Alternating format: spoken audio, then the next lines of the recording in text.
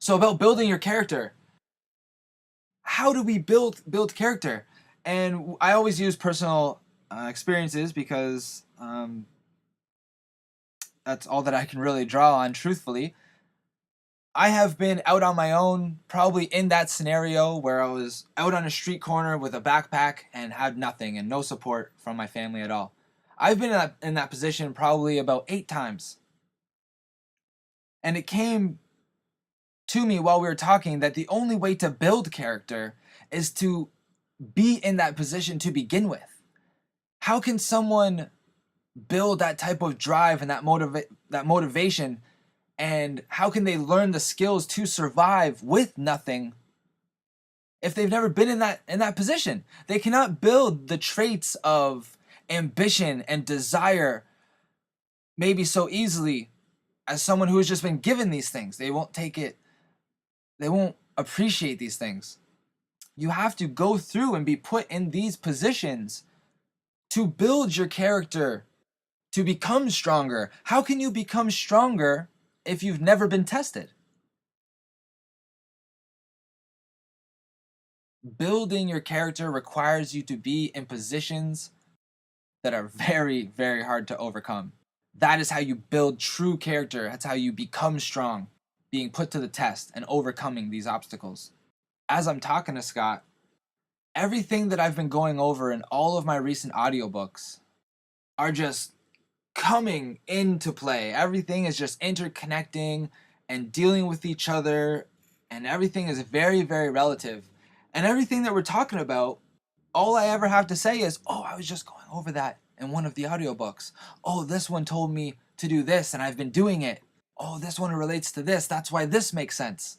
But you can only get the information and really take in the information if you are open to it. There's a saying that I like: you can only receive the answers that you have asked the question to. You can only hear the answer if you asked the question.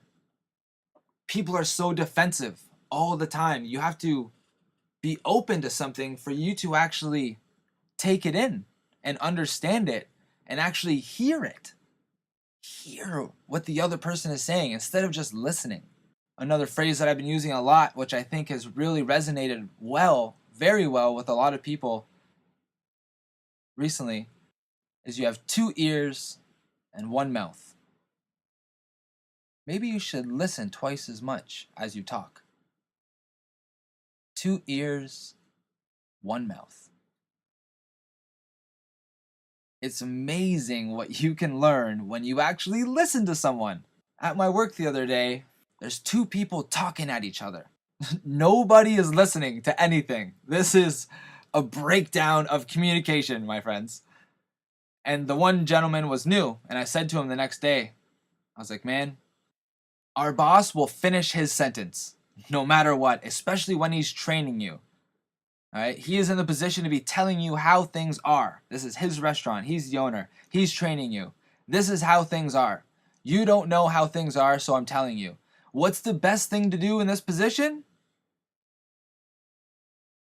Listen. I think listening might be a good one. And I can understand his position, which is what I told him. I said, man, I understand your position. You're new. You want to show Mike that you're learning quickly. And with the things that you're saying, you're agreeing with him. You're saying these are good ideas, or, oh, I've been learning this. I understand why you're trying to communicate with Mike. But at the same time, it's not really working, man. It's not working. You got 2 people talking at each other. This is the breakdown of communication. Listen more. Hey, we can learn so much. Everyone's trying to talk all the time. This has really affected my life, and I really think that it has influenced others as well by the feedback that I've been getting, or even hearing people's stories of they could have dived into a whole conversation with people and they just said, never mind. Never mind. When was the last time you heard someone say, you're right, man? You're right. You are absolutely right. I couldn't have said it better myself. That's a good one to say. I couldn't have said it better myself. Give you an example of something that happened to me recently where I'm basically using this this premise, this practice. There's a big long news feed on one of my friend's Facebook posts. It was about Rob Ford. There was probably 100 comments. Different people talking back and forth about this Rob Ford scandal that's going on in Toronto. And so I read a whole bunch of them, which I really enjoyed. People had some really good points. And one of them just really stood out to me. And basically, instead of saying my 2 pennies, this is my opinion, I just said, Lindsay said it best. I'm with her. Why would I need to further engage in the conversation and say my 2 pennies and my comment and my phrase? Because my ego wants to say what I have to say. I agree with her. She said it perfectly. I'll join her team. I don't need to say anything and get in a debate with people because my point has to be the last and the most right. And people are getting all riled up about it. Yeah, I agree. Done. I agree with her. We don't take criticism too well. We don't like to be told what to do. That's why I feel so many people do not listen when answers are given directly to them or when help is being offered. They don't want to hear it because they have not programmed their minds to be open to the information. I could walk up to someone with cancer and tell them with deep and genuine sincerity and look them right in the eye that I have the cure for cancer and I can give it to her right now. And unless she is open to that wholeheartedly, she won't even hear me. She won't even hear what I said. She'll mention something about her doctor or change the subject. Has that ever happened to you? That's happened to me quite a few times. I've told people that I can help them by taking, let's say, essential fatty acids to help with their skin condition. Something that I firmly believe that you can take certain oils and it can help skin conditions. I've actually helped a few people with this, so I have the experience, which has cultivated my belief that these fats can help your skin. And I've told people with so much heart that I can help them, that this will help them, and they don't even hear it. Don't even hear one word. Yeah, so continuing, we're talking about the conscious and the subconscious mind and how we as people, we just say, this is me, I am whole. Everything that I have is all one, and I have one brain, I have one mind, and this is me, I'm Andrew, and this is it. This is the one unity here. And from the things that we've been learning the past little bit, you have your conscious mind and your subconscious mind. And the conscious mind can literally talk to the subconscious mind in a kind of external type of fashion. You can talk to your subconscious mind like it's another thing or person, like it's another world of information, it's another feeling, it's another thought, it's another space to go to and connect with. We finally realized that you can talk to your subconscious mind and tell it what to do. You have this amazing biological machine that is more complex than anything that you can imagine. You're in the captain's chair. You are the conscious mind. Your subconscious does things automatically. Your breathing, the repair in your body, all the millions of things that are going on inside your body, letting you know when you have to go to the washroom. That's all subconscious mind. Conscious mind, what am I wearing today? What's that person thinking of me? But it can also be, I'm a great person and I'm going to do this today. I have a loving family who supports and cares for me beyond measure. I am going to tackle this fucking day and take it to the ground. Why? Because I'm the fucking man and you're the fucking man. That's why. You can program your body like a machine. You can tell it to do whatever you want it to do and act however you want it to act and be whoever you want to be. And what I'm focusing on lately is feel how you want to feel. Your attitude could be your greatest asset. Let that sink in. Let that sink in for a second. You can program your mind to feel however you want to feel all the time. You can change your emotion instantly by even doing something as small as smiling, laughing, putting a smile on your face, raising your hands in the air and singing a song that you love, hugging someone, hugging a tree, saying something funny, farting for fuck's sakes. There's a million things that you can do to change your emotion to make you feel the way that you want right now. All you have to do is ask yourself.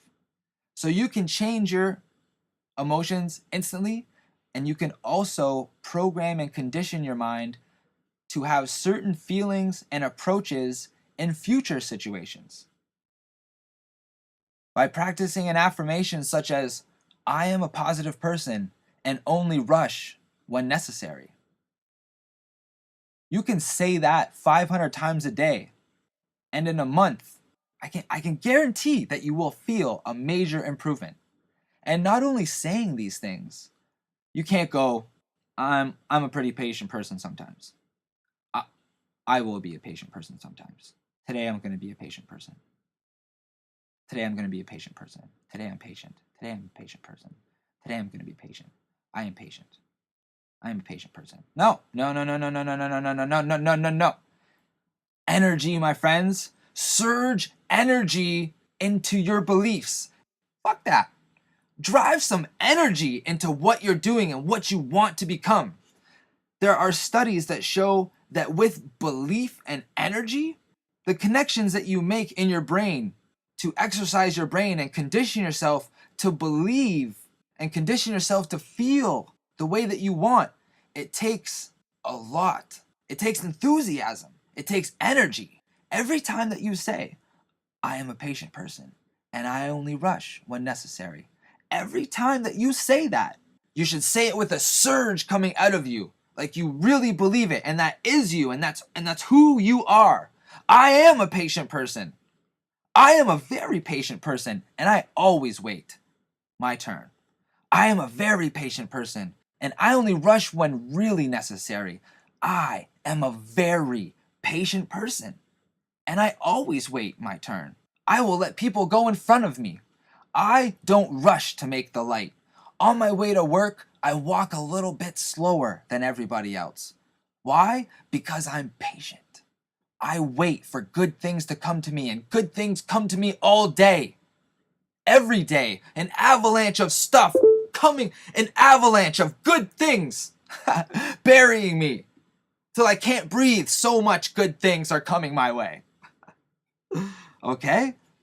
If you said, I am a patient person and I wait, that would be just one little jump in your brain. Those connections, that one little hardwire from one synapse to the next synapse would just be one little electric bolt, one little surge of energy, one little connection.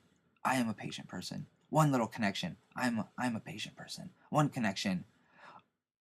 Holy shit, I am a very patient person. I am a very patient person, and I always wait my turn. 500 connections. Hey, do you see what I'm saying here? I am a very patient person, and I wait. One connection. I always wait my turn because I'm a very patient person. 500 connections. You can program yourself to feel, do, act, think the way that you want.